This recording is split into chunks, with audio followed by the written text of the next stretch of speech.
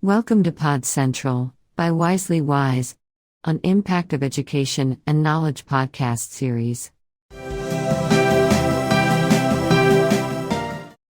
Here we provide impact of education and knowledge in day-to-day life.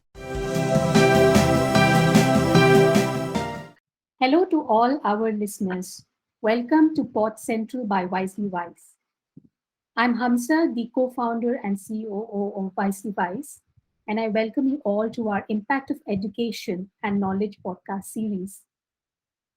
In today's podcast, our topic for today is AI is not just one more thing. And I'm delighted to welcome today's guest, Dr. Manorama Talaiver, an award-winning educational technologist leader in STEMC enthusiast from the United States, who will be sharing with us her experience on impact of education and AI. A warm welcome to Dr. Manorama. It's a beautiful introduction. As I was born in India, right? So my dad, we are from a little town called Sivakasi in India. We produce fireworks and printing for the entire nation. So all fireworks in India, when you pick up the box, it will say Sivakasi. So we used to call, when I was a little child, Kutti Japan, which means little Japan. So we considered, that Sivakasi having no beggars other than the saints, the Hindu saints who normally beg for offering to God. Because if anyone comes to beg, we tell them go and work. So why I'm saying that, the importance of work ethics was instilled in every child in my days. Don't ask me whether it's happening now. In my days, in Sivakasi, all children were encouraged to work hard. So I went to a Christian school from kindergarten through 5th grade, but I went to Sivakasi Hindu Nadar Victoria High School, which is boys' high school, and we have very few girls. And in mathematics, I was the only girl. So I took advanced mathematics. I was the only girl. And in our school, we were asked to compete. The reason is that the first rank to 5th rank every month, our names will be on the board. So when you walk in, who are the first rank? So every month there will be assessment and our names will be on the board. And so I really worked hard for my name to be number 1 all throughout my high school life. So the competition, working toward excellence, was inculcated in me, not only in the school, but also at home. So that's why I strived for excellence all the time, because I knew in order for me to be successful in later life, I need to work very hard and I don't give up. Resilience. And I preach on resilience to all the young people here today, because sometimes when we see some failures, we want to give up. We don't want to do this anymore. Why to suffer? Why I'm putting all my effort into it and I'm not successful? And I kind of encourage young people, used to encourage, I don't have any young people now, but I used to encourage young people to really work hard and not to give up. Failure is not an option. This is not my term. This was told by an astronaut, I think. Failure is not an option. We always have to work very hard in order to be successful and try several ways to solve the problems. Problem solving. It was my mom more than my dad, because my dad was always working to make money. My mom was a teacher, and my mom always encouraged to find solution to any problem in multiple ways. So I never accepted my My math teacher in high school was also my mom and dad's teacher. So I had a That's hard amazing. time. Yeah, I had a hard time. He was very old, and he was very strict.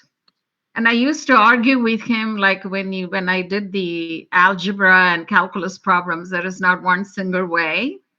There are multiple ways. So he used to say, well, you are very different from your mom. So that the reason why I came out that way was because of my mom's encouragement at home, and also my mom, as well as the schools I went to, both in the Christian school as well as the boys' high school. They never treated boys as boys and girls as girls. Just because you are a girl, like people used to say, here in the United States, particularly, there is a gap in achievement in mathematics between boys and girls. But my boys' high school allowed me, as a single female student, to participate in the 4-year math courses in high school. See what I mean? So I know we can encourage and inspire the young people, but the environment has to be given by the parents as well as the schools and in the community. And I had very strong supporters from my younger days, my teachers. I can still remember my teachers about encouraging me to go up and participate in debate, right? And participate in singing competition. I'm not a very good singer, but I participated in singing competition. And they never discouraged me with anything. Like when I didn't do very well, still the next time around, they told me, hey, you should go and sing. So I would say my inspiration came from all my mentors. That is in India. So after I finished my that's a private talk that you and I can have. So when I finished, actually, my dad's families, they wanted me to get married, but my mom packed me up and took me to Sarah Tucker College, which was in the little 100 miles or more away from my town. And that's where I did mathematics, physics, and statistics. And when I finished, I wanted to really do masters in mathematics. And I tried my best to get an admission, and it was hard, but I got an admission into mathematical economics, which is applied math in economics. So I really didn't want to go. And my mom told me, when this door is open, why don't you enter this door instead of knocking on the doors that are closed? So my mom, strongly also helped me to have faith in God. And she told me I need to believe and enter into this. So I did my master's in mathematical economics, which is applied math, which was very difficult because I didn't have any idea in economics. In India, you didn't learn economics. If you did a degree in mathematics, physics, and science, you just stick with that. So I ended up having to work harder in order to really succeed in my master's in math. And the day I finished the exam, my professor, department chair, called me and said, I want you to go to Lady Doe College. And I had it was an exam day, so I was not dressed up well. And I said, yes, sir, I'll go. He said, write an application and take it. And if I were you, if you were my daughter, I will go home and change my outfit. So so he had to tell me that. See how even in little things I had my mentors. So I changed and I went there, and they gave me an interview. Like, one team interviewed me, and then the principal interviewed me. A week from that day, I got an appointment order to join the coming academic year. So because they were looking for introducing mathematical economics to the economic students at Lady Doe College. And so I was in the first set of students who completed mathematical economics at the Madurai University. I was one of the first few. That's amazing. Yeah, so even before the results came, I got the job and I worked there. And then from there, after 4 years, on my way, I had a pen friend. You know, pen friend? Like when you are in school, you don't know them, but you start writing to them. These are not email days, so these are like mailing letters to them. So I was mailing letters to my friend who was introduced to me by one of the missionaries in England, and she lived close to Manchester city in England. And so I used to write to her from the time I was in the ninth grade, and my friendship grew. And when I finished my bachelor's, or even when I was doing my master's, she really wanted me to come to Manchester University for my master's. And I really, I enjoyed what I was doing. So I started working. And then I just said, okay, she's asking me, so let me send an application.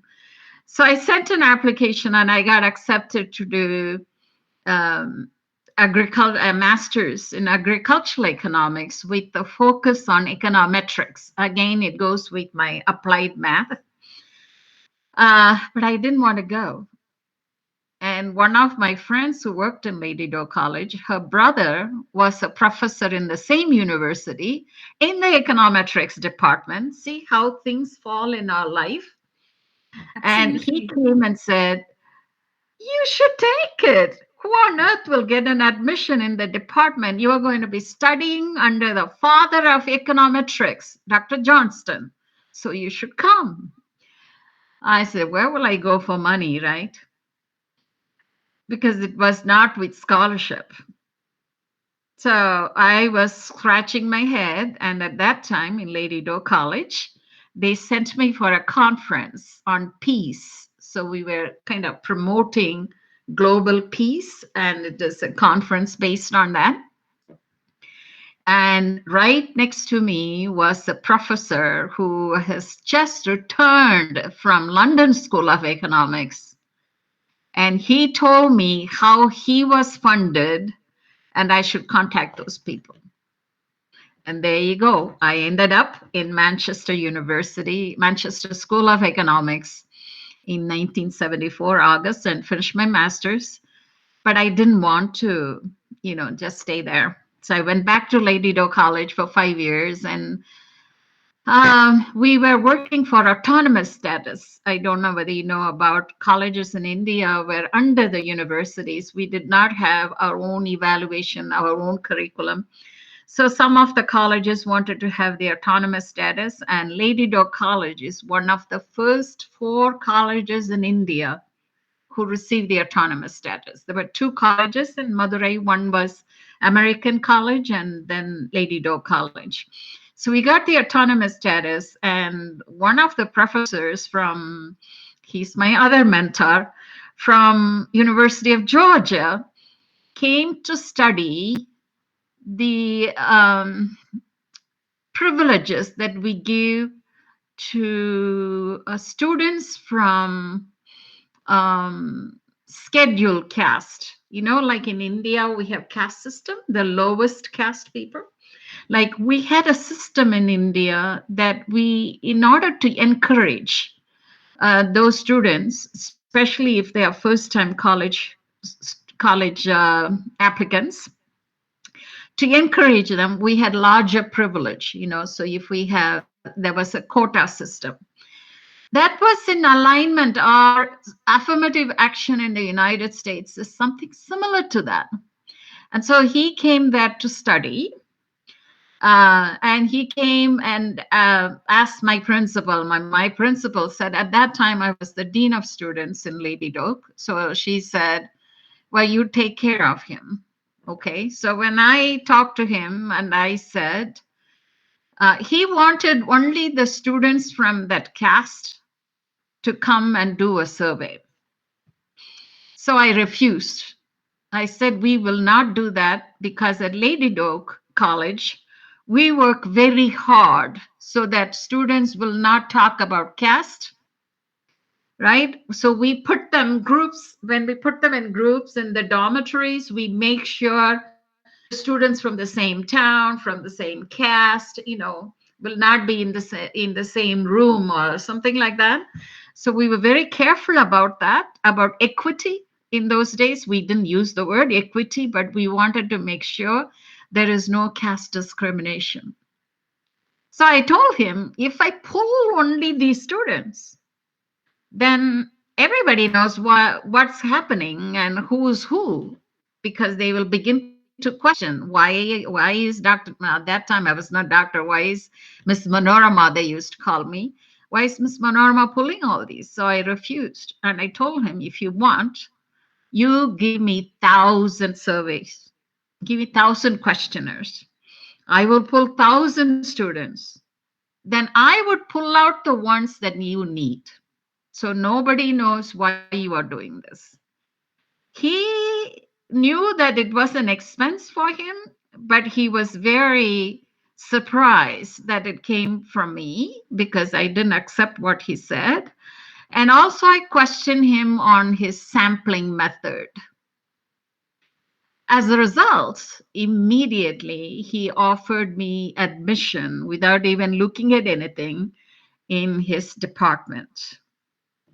So I gave a proposal to do an econometric model of autonomous colleges to study the cost benefit. I wanted to do cost benefit analysis. Well, he didn't tell me anything that the department is social science education, and I got the whole package. I thought social science means I can do still my econometric model. So I landed at the University of Georgia. My life totally changed. So the day I walked in, he told me, listen, you have math background, you have science background, because I also did physics, and you have studied in Manchester and you have taken computer classes. I bought these Apple computers for the department. No one is doing anything. I would like you to write software so the professors here can integrate that in teacher education program. I had no idea, because for me in India, I did a Fortran class all in paper, just for fun, in an introduction workshop I did. It was all on paper, not looking at a computer. So for me, computers are big machines, right? So what is he talking about? And he showed me this little Apple IIe at that time. And so I went to computer science department. I went to mathematics department, took additional courses on programming. It was basic programming first, and then I did Pascal, then I did C, and I wrote software called If I Were the Prime Minister of India. So when I was a graduate student, I also got married to my husband in 1983. And it was where everything for my marriage was arranged by my department. And so it was a $0 expense. My major professor gave me away to my husband. And of course, my husband's mother was there, and his brother, sister, and my brother, they were all there, but not my parents. They were in India. So we got married here. And so my major professor also became like my father, even though I revered him so much. I never called him father, but my children call him Grandpa Rice. So he was not only my mentor, he actually my other father, we should say. So he advised me on everything. So my life totally changed after writing the software, and he published the software under the geography curriculum project. And I used if I were the Prime Minister of India, the simulation that I wrote in my research. So my life changed from being an economics or econometrics or mathematical economics professor to an instructional technologist. Because in order to do this, I had to enter into instructional technology, not only computer science, computer programming. So I did logo programming. I trained teachers on logo programming. I trained teachers on everything under the sun. And it's because I had a math background. I also loved teaching math teachers how to integrate technology. Okay, so Dr. Manorama Talaiver has discussed about her school days and her experience in her childhood. And as we go into the next part of the series, she will be sharing with us about her higher education and role for continued education. To all our listeners, to hear more interesting and insightful podcasts, don't forget to follow and subscribe to our podcast channel on Spotify, Google Podcast, Breaker, Radio Public, Pocket Casts.